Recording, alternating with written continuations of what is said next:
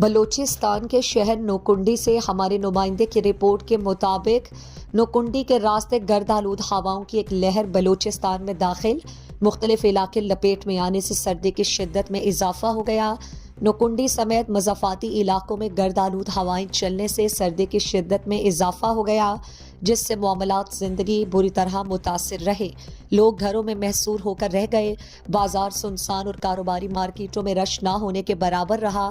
نوکنڈی طوفانی ہواؤں کے چلنے سے کلی کبدانی آباد میں بجلی کے 2 پولز گر گئے، جس سے بجلی کا نظام درہم برہم رہا۔ دوسری طرف موبائل نیٹ ورک کی سروسز معطل ہونے سے لوگوں کو رابطہ کرنے اور نیٹ کی سہولیات نہ ہونے سے مشکلات کا سامنا کرنا پڑا۔ گرد آلود ہواؤں کی وجہ سے ٹریفک کی روانی بھی جزوی طور پر متاثر رہی، تاہم کہیں سے جانی و مالی نقصان کی اطلاعات موصول نہیں ہوئی۔